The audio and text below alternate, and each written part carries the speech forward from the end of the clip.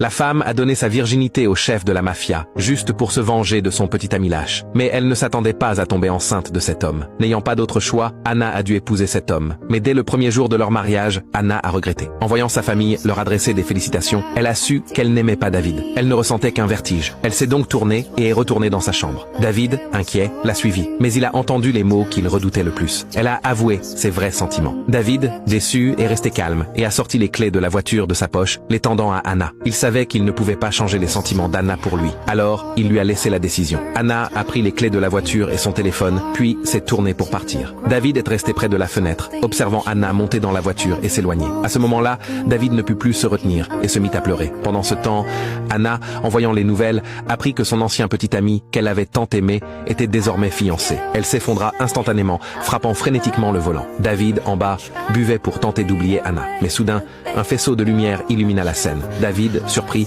vit Anna sortir silencieusement de la voiture. Il s'approcha d'elle, sans dire un mot, car il savait qu'Anna avait déjà pris sa décision. Il la prit immédiatement dans ses bras et lui promit de ne plus jamais la laisser partir. Le lendemain, après qu'Anna eut fini de se laver les cheveux, David se hâta de lui coiffer. À ce moment-là, il se sentait incroyablement heureux. Anna sourit également. Peu à peu, il semblait vraiment comme un jeune couple marié. David achetait souvent une montagne de cadeaux pour Anna, s'assurant qu'elle ne se sente jamais étouffée. Il lui disait de jeter ce qu'elle n'aimait pas. Anna se sentait profondément choyée. Mais ce à quoi elle ne s'attendait pas, c'est que juste avant leur départ, sa belle-mère sortit un héritage familial et le remit à Anna. David offrit à Anna une toute nouvelle voiture de luxe. Anna était ravie et ne pouvait pas attendre pour l'essayer. Mais en réalité, David avait déjà installé un localisateur sur la voiture.